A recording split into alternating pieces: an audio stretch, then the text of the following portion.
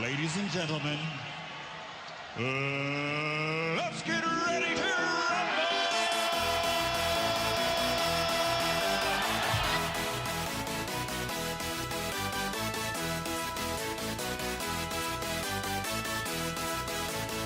Y'all ready for this?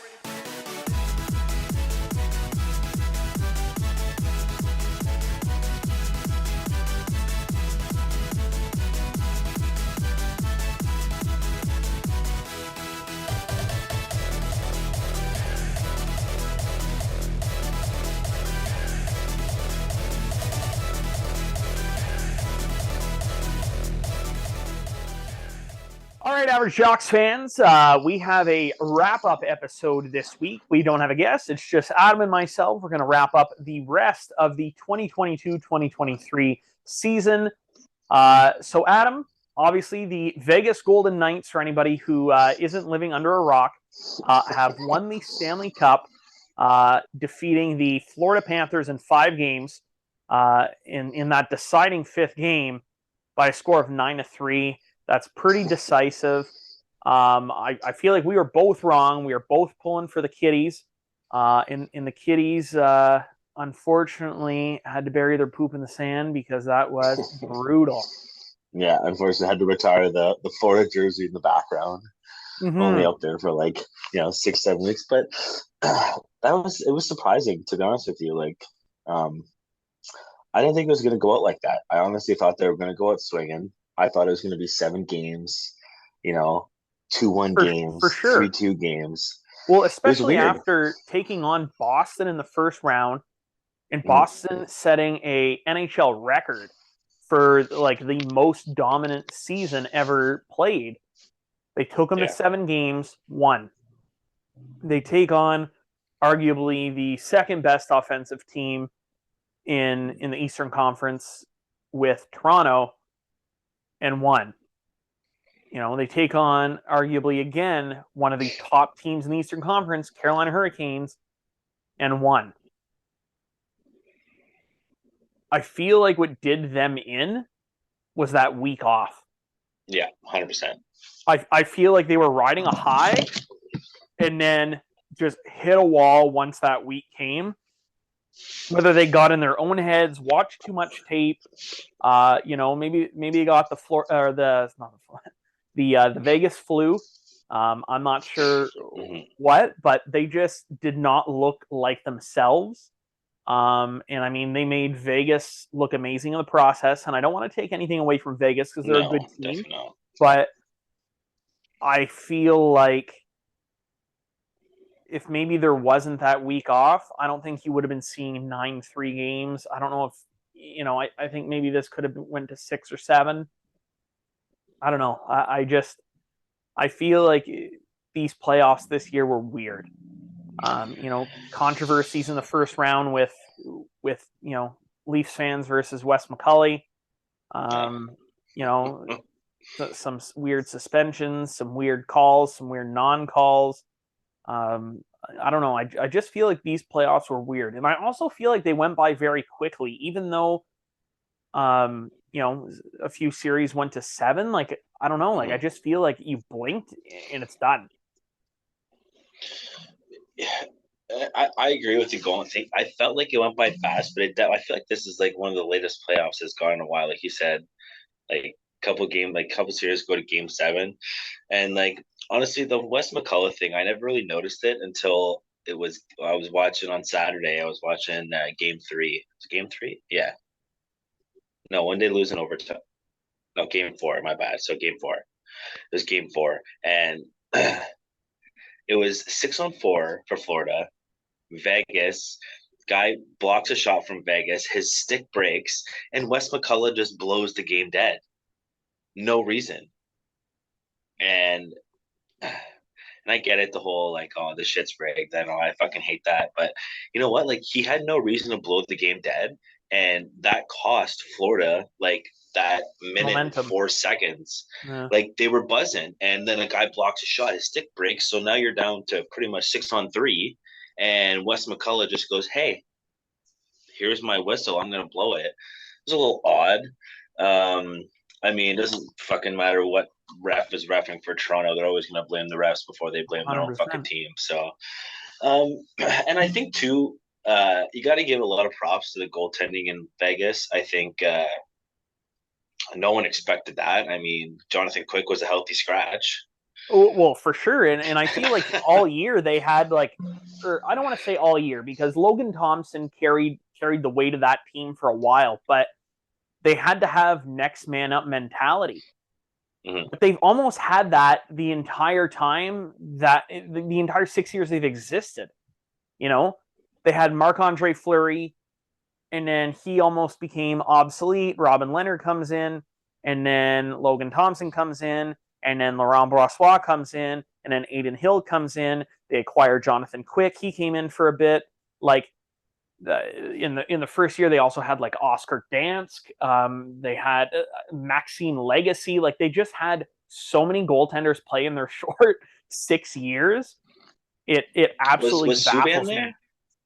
Malcolm Subban, yeah, forgot about him. I thought I was like yeah, I thought so, yeah.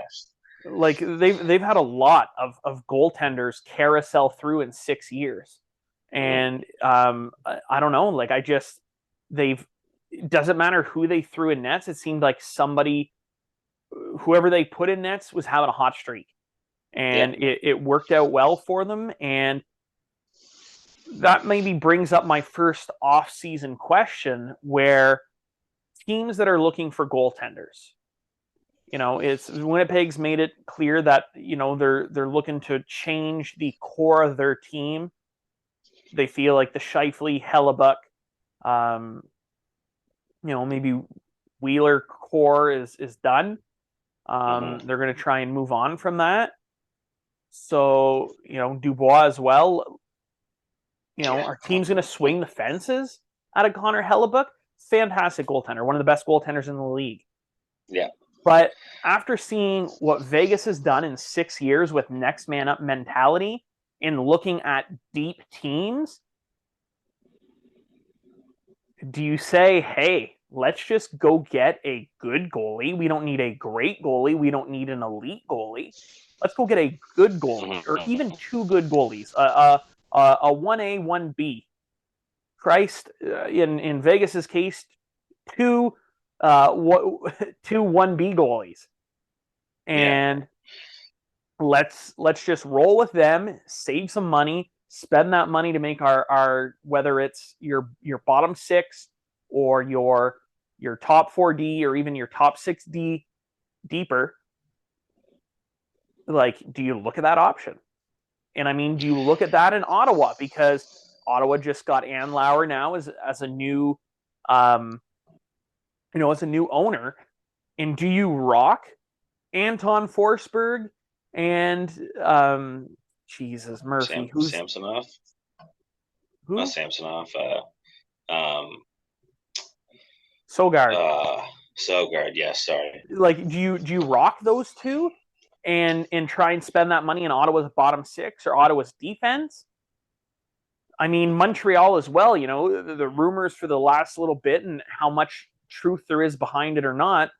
Do you extend Montembeault and give him more money? Do you look at maybe a Carter Hart? Do you poke around at maybe Minnesota? They got a few young goaltenders coming up. Like, there's teams that have goaltenders to spare. Like, do you start spending money at that? Or do you keep okay goaltenders and go deep up front, deep on defense?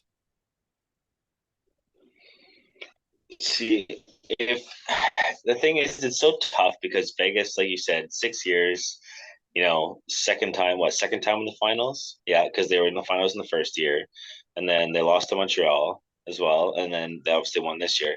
I just think it's so tough because a lot of the guys on that team have so much fucking grit and they have a chip on their shoulder.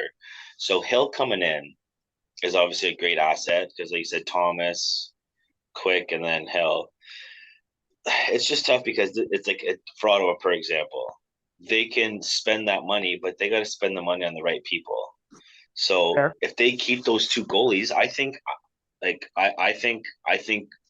to answer your question instead of just fucking babbling, I think it can happen. Even Montreal, like you say, we extend Montembeault, I'm pretty sure. We gave him all right money. if I remember correctly. And Yep. even if they go after Hart, why not have that? To me, that's a great example of a 1A, 1B goalie, or maybe 1B, 2B. I don't know. You know what I mean?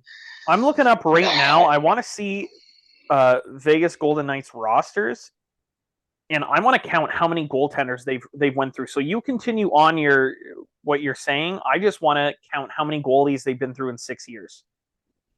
Yeah, no, I'm just saying, like, it's just at what point, like you said, Winnipeg wanting to, jump ship with everybody. It's just like, if I get they're trying to clean house, but I mean, it's a tough question to answer because even us growing up, it was, goalies were every team had a good fucking goalie back then. Like we had Price, if Fleury was young. So Jonathan Quick was. this year alone, Vegas used 5 different goaltenders. That's insane. That's insane. That's absolutely insane. Goalies right now, goalies aren't winning. I don't want to say that because that's going to make me sound like Hill doesn't deserve the praise that he deserves. He does deserve. I just think that the team he had in front of him was unbelievable, and I want to word this correctly because I don't want to fucking bash Hill because he played so well. Oh, how can I say this? I just think teams can win with mediocre goalies. Let's just put it that way. And I'm not calling Hill a mediocre goalie, but I think to answer your question, I think teams can go out, spend the money up front, get yourself 4 top defensemen. Not 4 top defensemen, but you know what I mean. And I don't know. I think it can happen. I think it can happen. And I think, in my opinion, Montreal should be one of those teams. I don't think we should be spending money on goaltending. I think we let Montembeault ride it out, and if we get a Hart, or if we get, like you said, one of the goalies from Minnesota. And I'm pretty sure Buffalo's got like 18 goalies. Yeah, they're also a deep goaltending team. It's just I think the game is evolving that good number one goalies per se. That's I'm using that term lightly, is going to be far and few in between. There's not going to be Carey Prices anymore, Henrik Lundqvist anymore. And I'm not saying goalies aren't going to be good, and they're not going to be, but I just don't think goalies. I don't know if I don't. I disagree with that in this, because there are some young star goaltenders that are going to be your elites. Your Igor Shesterkins, your Andrei Vasilevsky, Ilya Sorokin. Yeah. There's going to be some young star goaltenders, but that's not the way anymore. You're not going to be riding guys, even those guys, 65, 70, 75 games anymore. I think that's what I meant to say. I think that's what I meant to say more. I think I tried to word it as good as possible, and you just kind of helped me there. There's going to be those top tier guys, but there's not going to be goalies that are going to be starting 70 games a year anymore. It just is not happening. It's not happening. Look at you. Well, you keep talking. Holy. The straw's frozen. I hate it. I hate the paper straws. It's garbage. Oh, that's great. No, I don't know if you can. I don't know how far you could hear me upstairs, but I don't know. I think it was a great year for hockey. I think a lot of changes have to happen. I don't know. I feel like I'm whispering too because I'm in the living room and I don't want to wake Grayson out. But hey, you know what it is. But it's great to see Vegas actually win, to be honest with you. I hate that Edmonds going to take the fucking, oh, I'm the fucking best, look what I did in Vegas kind of deal. But the worst was the owner of Vegas. He's like, yeah, all the heart and soul I put with this team. Like, dude, you look like fucking, what's that? Ernest Goes to Camp. Like, don't even fucking start with me. Like, and are you comparing the Vegas Golden Knights owner to Ernest P. World? Well, yeah, I gotta fucking. Look how dumb this is, dude. So I found some straws here. I just want to put this out here. Wheat drinking straws. Wheat drinking straws. Look at this. This is how stupid it is. I'm using my phone. I have 2 tablets here. Can't get my headphones to connect, but they connect to my phone. So I just wanted to rant on that for a second. And now I want to fucking pull this guy out because have you seen him in Vegas? I haven't. Just let you know because I'm not going to disagree. So owner of Vegas. Vegas Golden Knights No, owner. he doesn't look like him. I was pretty high. I don't know. I must not have seen him. Yeah, I must have been pretty high when I seen him. Yeah, I was gonna say this Bill Foley is the owner. Oh, yeah, he looks like Ric Flair. You say he looks like Ric Flair? Yeah, give him some long hair. But fucking give him like a gold chain and shit. But anyways, I think bold prediction. I think Seattle wins the Stanley Cup in the next 5 years. The thing is, teams got smarter from the Vegas draft to the Seattle draft. 100%. Seattle didn't get the players that Vegas got. Just look at Florida alone. Gave up Jonathan Marchessault for them to take Riley Smith. That's 2/3 of their first line. Mm-hmm. Jonathan Marchessault just got the Conn Smythe. You gave that up, I believe, plus a pick for them to take both those players. Mm-hmm. Bananas. Mm-hmm. How pissed must Pacioretty be this year? Pittsburgh gave a first-round pick for them to take Marc-Andre Fleury. Yeah. What? Like, I don't know. I just feel like, I mean, we can go through that expansion list, and there's going to be more. There 1,000% there's more, but just all in all, it's crazy. It's nuts. And because I think, like you said, I think teams learned from the Vegas draft, and they were, like even us, like at one point there was talks that we weren't even going to protect Carey Price. We didn't protect Carey Price for the Seattle one. That's right. We didn't. For the Seattle one. But yeah, that's what I mean. But they weren't going to take that. They weren't getting that contract because he was fucking making. Well, 100%. And that's the thing. When teams look at the risk reward more so than names. Like, there were a lot of exposed players that people that, if you looked at the Vegas draft, expansion draft, that would have been protected, that this time around weren't. So, I know, like, that being said, Bergevin and Kent Hughes both did a great job. Or no, both did a great job with their protection lists. I mean, we lost Cale Fleury and Alexei Yemlin. All right. I mean, Emmy's on playing anymore. Oh, he's in the K. And Cale Fleury played some games with Seattle, but I mean, Montreal's D-core is so deep, it didn't matter. Oh, yeah, which is nice because I'm actually excited for our defense. A healthy defense core this year. I'm excited. You're going to have to speak up.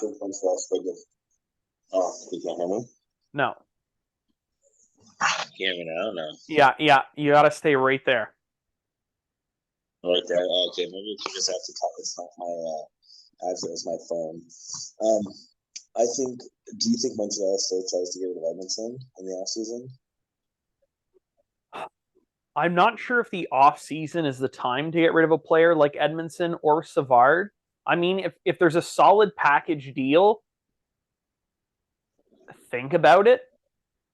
Mm-hmm. But where you're going to get the most from these guys is at a trade deadline. Yeah. I mean, guys, if I were Montreal, that you could move in the off season and you're probably getting the same value either way. Maybe a Christian Dvorak. A Josh Anderson. But again, like, who of these guys are you wanting to get rid of? Like, Jonathan Drouin's contract's done. I feel like the writing's on the wall there. He's not coming back. I'm a fan. I feel like he's had a rough shake in his NHL career. Does he deserve the money he was making the last 4 seasons? No. But he deserves an NHL contract. Yeah, I agree. But like Yoel Armia could be worth something at a deadline to a contending team. He's not worth anything right now. Edmonton and Savard have worth right now, but they'll be worth more at a trade deadline if you know you're pushing and you just seen teams X, Y, and Z go out and get somebody and your hands are tied. Like those guys are going to be worth a first plus at a deadline. But back to the Cup Finals. Like I think Florida got some much needed experience. Most of their team had not been to a Cup Final. A lot of the Vegas team, Pietrangelo, second Stanley Cup. Martinez Quick, third Stanley Cups. Phil Kessel, third Stanley Cup. Ivan Barbashev, second Stanley Cup. Like I feel like they had so many there were so many players with deep playoff experience. Marcus O'Reilly been to the Cup Final. Mark Stone went to the conference final with Ottawa back in, I think it was like 2017 or 18. Jack Eichel, first playoffs, was buried in Buffalo. They've had they're fortunate. They had a lot of playoff experience where Florida, I don't think necessarily had that. Radko Gudas maybe had a couple runs with Tampa. Tkachuk had a couple first, maybe a second round in Calgary. I don't know. I just think that Florida, I don't think we've seen the last of them in a deep playoff run. I don't think this was a one-off. Yeah, and that's like another goaltending thing, like Bobrovsky showed up at the end of the year. Like he wasn't starting at one point, correct? Bobrovsky, he didn't even start the playoffs. Yeah, exactly. It was they opted to go with Alex Lyon. Yeah, they ain't lying. He ain't good. No, he's good. I'm just joking. But yeah, no. But that's another situation where you're paying a goaltender $10 million. They expected to be able to play him 60, 65, 70 games. But they have Spencer Knight. Hopefully he can get his shit together, whatever's going on, whether it's drugs, alcohol, mental health, whatever. We wish him the best of luck. But they need both of those guys to be playing on the top of their game, and they have a roster that can dominate. You've seen it do it through 3 rounds in the Eastern Conference Final, and unfortunately momentum stopped. But they have the team to do it. They have a team to go far, which sucks as a fan of another. What division are they now? Is it still the Atlantic? So by the fucking division's second, just like I just feel like Tampa, Toronto, Ottawa's up and coming. Buffalo doesn't have a slouch team. Florida, and it's just Boston, and then us. Montreal. Fucking yeah. What was I gonna say too? Yeah, big thing too. Like fuck, there's a lot of injuries there. Like I know that always comes out during this. Do you think they should actually announce those injuries at the end of the playoffs, or do you think that should just be kept amongst the team? I feel like that shouldn't be announced. I don't know why I feel it's weird, but I just. Sorry, you think they should be kept to the team? Like, as in, like, afterwards, like, why the fuck do people need to know if Aaron McBride had a fucking broken penis or whatever? I think it's just cool to know as like a fan or as somebody that has a podcast and has content to talk about. Like, I think it's a testament, like you see in basketball, fucking hurt my pinky finger, gonna miss the finals. Yeah. Fucking Matt Tkachuk has a broken what is that, sternum or whatever, and it's like, oh, okay, game time decision. Excuse me? Yeah, hockey players are a different breed. They're crazy, yeah. They're a different breed. They're animals. and it doesn't make sense. Some dislocated ribs. Fucking Aaron Ekblad torn oblique, broken foot. Like, I feel like you almost have to tell these guys, if you're a doctor, you literally can die. And there's some that still might be like, fuck, okay, what can you give me to prevent that? Yeah, I'm in. Yeah. I don't know. I think it was this year's hockey. I think I would definitely watch more once we started. Like once I jumped on here with you and kept up more. I'm definitely gonna watch a lot more next year. I think I enjoyed the playoffs this year. I watched when I could. I mean, you know, as well as anybody, I'm a big Jays fan, but you know, even just watching the playoffs, like it's good hockey, man. I don't give a shit what anybody says. Fuck the playoffs, it's good hockey. I mean, I don't even care if my team's not playing. Well, that's the thing. Like, this is probably the first year that I've really enjoyed watching other teams play on a consistent basis. Like, I loved watching that Rangers Carolina first round. Yeah. Like, that was a fun series to watch. Are we keeping you up? No, I'm just fucking old, bro. But I mean, there's a lot of teams that need to get their shit together, and that's going to start at the draft. Yeah.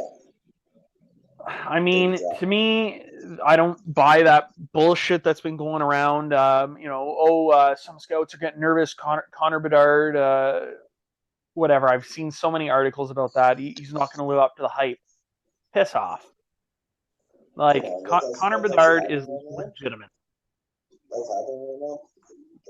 People are saying that shit? Yeah, well, at least, I mean, it's all beat websites or beat reporters, but it's not like you're not seeing Craig Button put out his top 10 projections without Connor Bedard being number one.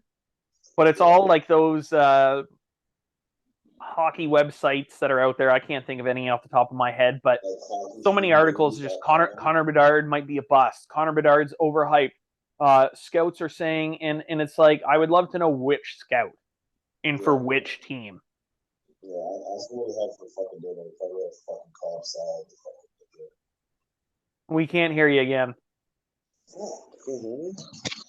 Can you hear me now? Yes. Oh, it's the fucking right. It's the right headphone. Is that better? Okay. Much better. Yeah, a lot better. Yeah. No, I should have I took the right headphone out because I feel like I'm yelling, but whatever. If I wake my kid up, it's my own problem. Yeah, like, and the big thing too, I know the last couple of days, like Montreal's been looking, I've been getting notifications that they're looking to move up in the draft, which is huge. Well, it seems like the only player that they've had extensive conversations with, and again, this is just based off of reporters that are at the combine. And it's not like teams are putting out who they've taken to dinner, who they've had conversations with, is Adam Fantilli. Love it. I can't. As a Montreal fan, that excites me.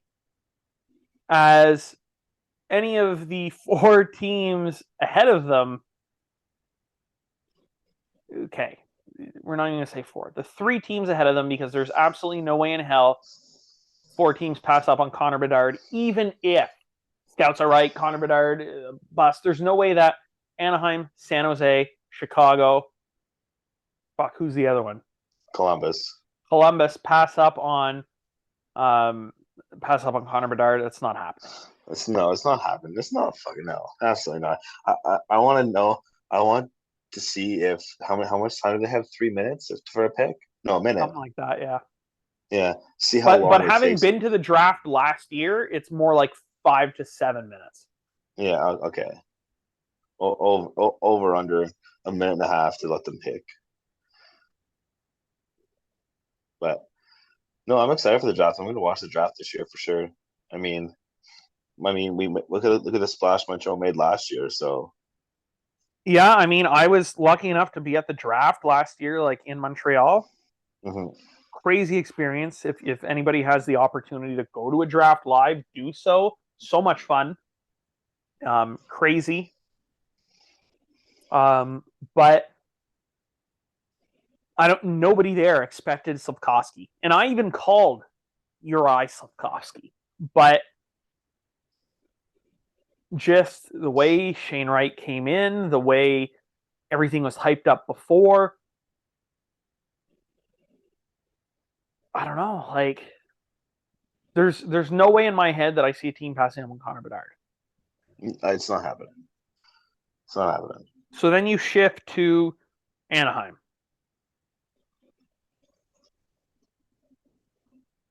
I feel like they're deep up front. So you think there's a chance? I'm paying attention. I just want to pull out the top 10 guys here. So I got names. I know a few of the guys, but do you think there's a chance? Well, here's the thing. Anaheim... I've made my own top 10 list of how I think it's going to go. Okay. I feel like I'm breathing heavy. Am I breathing heavy? No, you're good. I'll pull it up here. So this is how I see it going. Connor Bedard to Chicago at number 1. Number 2, Adam Fantilli to Anaheim. I just feel like he's too good to pass up on. Number 3, I have Leo Carlsson going to Columbus. I feel like Columbus has a European GM. They seem to like a lot of the Euros. Whenever they seem to draft, they seem like a European deep team. I think Leo Carlsson makes sense for them. Number 4 with San Jose, I have Will Smith. I think that, and I think I don't know. Just I have a gut feeling that Matvei Michkov is going to drop, just because of who in their right mind, knowing that they can go to the NHL and he's in the same conversation. Oh, he's the next Malkin. He's the next Ovechkin. He's the next Kirill Kaprizov. Signs a contract knowing that you have 3 years to play in the KHL past your NHL entry date, where you're obviously leaving money on the table because rubles is worth a hell of a lot less than the US dollar. Who's doing that? If you seriously want to play in the NHL that bad, who is doing that? Mm-hmm. It just doesn't make sense to me, and that makes me nervous. If it was 1 year, he was signed, he was in the KHL till he's 19. All right, sure, whatever. But the fact that he signed there until he's 21, 22, that scares me. Yeah, so yeah, it says so, and I think it's going to scare some teams. So I have Will Smith going forward to San Jose. Now this is where it gets tricky, because I have different ideas in my head about Montreal's approach to the draft. Mm-hmm. You've seen last year in the draft, they picked 2 Slovakian national team players in Uri Slafkovsky and Philip Messer. There is a highly anticipated prospect from the Slovaks as well, in Dalibor Dorsky. Do they continue their trends with the Slovaks? I could see them going that route. Yeah, he's personally. There's a few players I really like that I would hope that they would draft before Dorsky. Mm-hmm. In either Zach Benson or Colby Barlow. Okay. Both shooters. But ultimately, I have a gut feeling they go Dorsky at 5. At 6, I have Arizona going Zach Benson. At 7, I have Philadelphia going Colby Barlow. At 8, I have Washington taking Matvei Michkov. Washington has a history of being able to develop and bring over Russian players, Kuznetsov, Samsonov, Orlov, Kuznetsov, all the Ovs. So I think Matvei Michkov makes sense in Washington. And they're a team that they've told Ovi they're going to compete until he retires. Yeah, that's fair. So their rebuild hasn't even really officially started, even though they have descended in caliber or aged. So again, that being said, they can afford to wait on a prospect for 2 or 3 years. Yeah.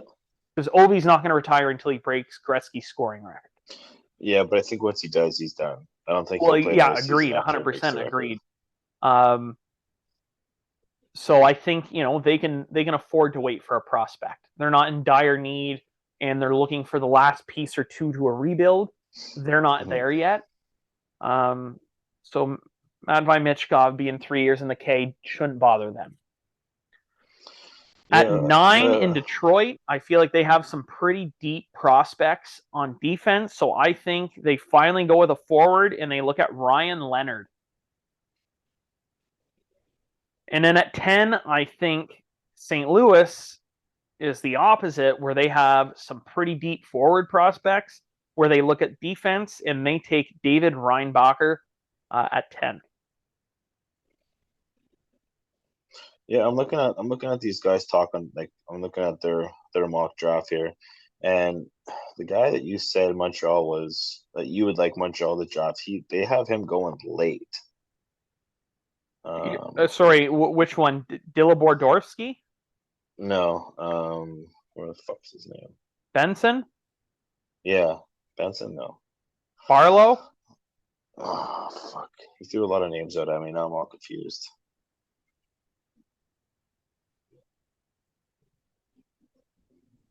Do you want me to quickly name my top 10 again? No, yeah, but no, Barlow. Yeah, Barlow. They have him going where? 13? Somewhere like that? 20. They have him going at 20. Yeah. I think he goes before 20. Okay. One player that I actually had the opportunity to speak with at the World Junior A Challenge that I think they have pretty high on the list is Tom Wallander. Sorry, 17. Yeah, I see that name. Sorry, one guy's got him going at 17 to Detroit. Barlow? Yeah. And Tom Weilander. Mm-hmm. Yeah, one guy has him going 11th to Vancouver. He is a hell of a player, whoever gets him. And again, like you said, it's tough for Montreal. One guy's got Montreal taking Ryan Leonard, actually. Yeah, I don't know. I feel like that is I don't know. I just feel like, again, at 5, even let's say San Jose or Columbus takes Matvei Michkov. Mm-hmm. That leaves Will Smith or Leo Carlsson. I'm taking Leo Carlsson or Will Smith over Ryan Leonard. I'm taking either of those guys over Zach Benson, over Kobe Barlow, over Dalibor Dvorsky. You know what I'm saying? To break that top 4, anybody who's in that top 4 that I mentioned, Bedard, Fantilli, Carlson, Smith, if they're not taken and somebody of those 4 drops to us, you take whoever that player is. Yeah, well, regardless. I think 5, at number 5 is where it starts to open up a little more in terms of, everybody says top 10 taking best player available. But you see time and time again every year teams taking best player available as assessed by team needs. Mm-hmm. Example, Kotkaniemi being drafted 3rd overall. You know what I'm saying? And there's not like I'm picking on Montreal just because I follow them, but other teams do the same thing, and it's overlooked how like open it actually is once you get to that mid 10, or sorry, like that mid of the top 10, like especially this year, that like I said, at 5 it starts to open up. No, I agree. Because you take the gamble with the Russian in Michkov. Do you take a gamble with a Slovak in Dorsky? Do you take, a Zach Benson? Do you take Ryan Leonard? If not, do you look at a defenseman? I would stay away from D if I was Montreal, just because I feel like agree. we're super deep in D. Yeah, we're fine there. I don't know. I really don't have a good feel. No, it's gonna be interesting draft as well, because like I've been reading, like I said before, I've been reading a lot that Montreal is very active. So I'm wondering if we're trying to trade the 5th pick, if we're trying to trade, we have the 31st pick, I think it is. Maybe we try and trade back into the 20s after, I don't know. I'm pretty excited, to be honest with you. Like, to me, if they have Barlow dropped down to 17, let's say 21 range, and he's still available, and Montreal has the opportunity to move up into that 17 to 20 or 21, 22, whatever, you do that to take him. Yeah, I agree. That being said, if it's the 5th overall pick and the 31st overall pick, and we can move up to number 3 or number 2, I'm also doing that. Yeah, I want me some Adam Fantilli. I would love me some Adam Fantilli. I'd have to get a jersey. I'd have to. Like, he's just magical out there. He is. I absolutely love watching him play.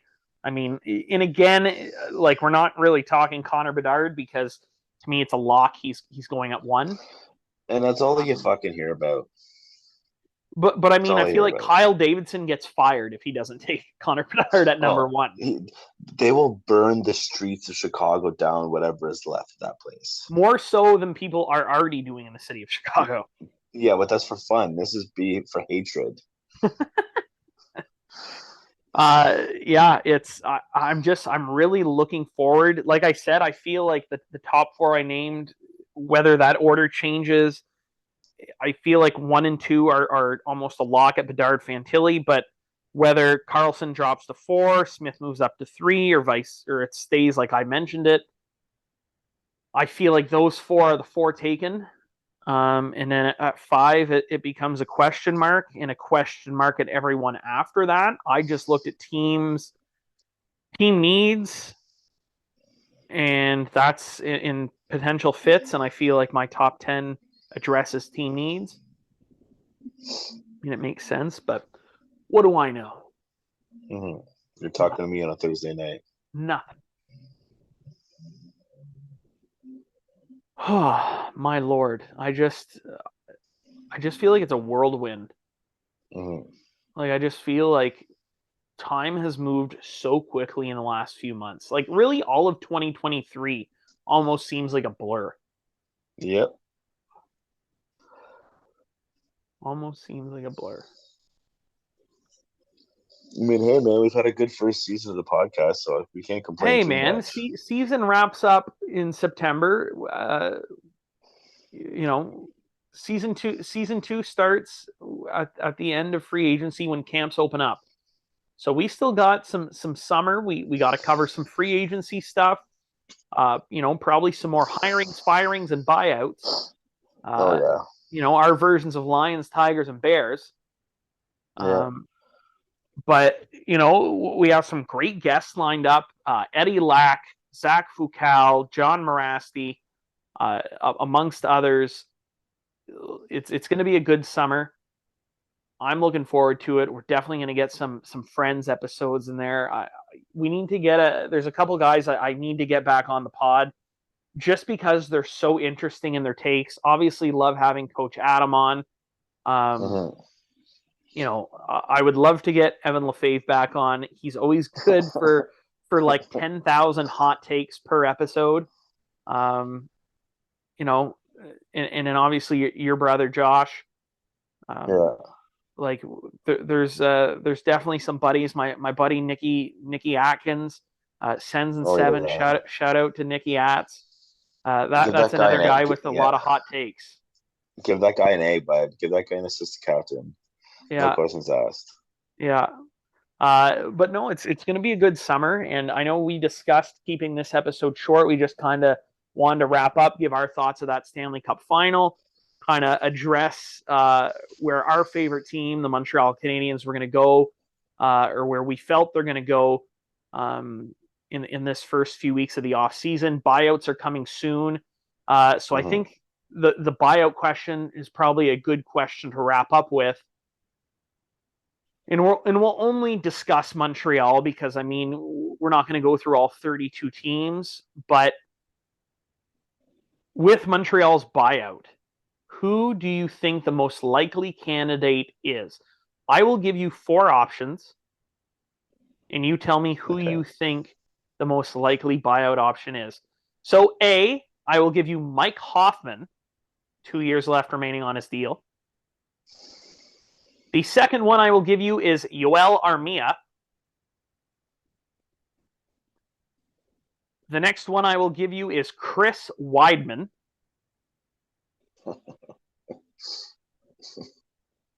And the fourth option I'm going to give you is they do not use a buyout.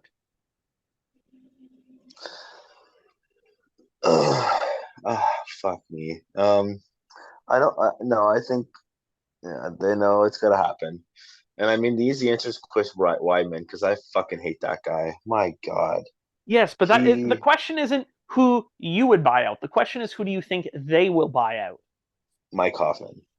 Mike Hoffman. Yeah. I have a hot take. No. I personally would buy out Yoel Armia. See, I love Yoel Armia. I like him. I like him, but as a bottom 6, we have cheaper options that are just as effective. Mike Hoffman is somebody that is good for a couple injuries a year. You bury him on the LTIR. He's somebody that could have potential upside at a trade deadline if he gets hot. He was hot at the right time this year, but then he got hurt. He would have been traded at the deadline this year if he was healthy. Yeah, I agree. So I think just in potential returns and upside, if I were Kent Hughes, I think Mike Hoffman I would keep. Chris Weidman's not making that much money to be a difference maker. No, exactly. If he's not cool with being a 7th guy, you put him on waivers. Nobody claims him. Have fun in Laval. See you later. And if you're looking at the no buyout option, I feel like we have too many good young players. Sean Farrell, Josh Roy, amongst others. Not Lucas Vegemot. There was somebody else. Played a few games with us at the end of the year that really showed promise. I mean, Alex Belzil's not a rookie; he's like 31, but he's done well. I just feel like there's bottom level guys that are cheaper options than Yoel Armia. And at the end of the day, you don't need to be paying $3 million to somebody on your bottom 6. No, yeah, and I think he's just. He died off there. He had a good season, and then. But it reminds me of Arturi Lehkonen. When Arturi Lehkonen first came up with the Habs, he was going to the net, scoring goals, shooting, and he looked like he had the puck all the time. And Yoel Armia looked like that his first season and a half of the Habs. In the last season and a half, he left you wanting more most nights. He has such a big frame, and I feel like he's a pretty good skater. He has a good shot. I think he's got great hands. And he just doesn't seem to use them. No. And there's been so many big bodies in Montreal that have good hands or have a good release, and it just seems like they don't want to use it or don't use it. Mhm. And again, just off the top of my head, Yoel Armia, Benoit Pouliot, Oh fuck, P.A. Parenteau. was he He was big? Is he he was big? he was a he was a big guy. Yeah, like I mean, Alex Radulov was another one. Where he'd show up for a few games and he'd disappear, being a big body. I don't know. I just Montreal has a long history of bringing guys that disappear for parts of the season and they come back and they're flash in the pans. But Mhm. like I said, I just if I was using it, I think the smartest option is Yoel Armia. But I think it could also go Mike Hoffman. But just again, if you're buying somebody out, you want to make sure that the upside or potential return that you can get for this player later on or in a trade is less than giving them away for free. Mhm. But we'll wrap it up here. I mean, I hope you guys enjoyed. It was a lot more of a theory than it was questions or based on any fact. It was gut feelings and in our opinions. If you guys are still listening, thank you. You Yeah, turned we it love off every once you single figured one. out we didn't have a guest, then I also understand. I'm kind of a guest. I'm at my house. I'm not sitting beside you on the casting couch. That's fair, but I mean, it also it makes it tough if it's just the two of us and we're both sitting on the couch. I want to be able to look at you and talk and not, Yeah. have a crink in my neck and have to go see my chiropractor tomorrow morning. And nobody wants to see side profile the entire time. So I think this was a good call. We might have to get another average Jocks, Thing instead of my wedding poster to put pictures. up behind. Yeah, I mean, love looking at you and Alex. But yeah, I don't know. Yeah. You have nothing you want to say? No. Yeah. I mean, no. I mean, like you said, fuck hey. We'll be back next week with a banger, as per usual. Yeah, it's Zach Fucal next week, right? It I think is. I'm is it? I'm Yeah. almost 100% sure it's Zach Fucal. Jeez. They're just so popular, we just kind of, I guess, mix up, Yeah.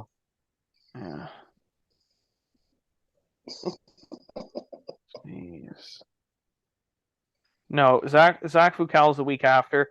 Yeah, I think it might be Eddie Lack next week. Eddie Lack or Morasti, one of the two. I'm not sure. But regardless, another great episode next week. Hope you guys enjoyed this little wrap up of the 2022-2023 season. Pleasure as always, Laddie. Yes, sir. And look forward to having you back in studio next week. Well, I can't wait. I know. I see you sitting on my side of the couch, so you must miss me Well, enough. I'm sitting dead center so that the camera can. I'm looking at it straight on. And also feel like it would look bare if I just sat on one side. You get like a blow up doll next time. Maybe.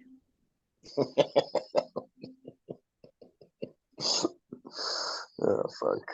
All right. We'll see you All right, next my week. friend. And Yes, sir. thanks for joining us. Thanks for listening. Take care.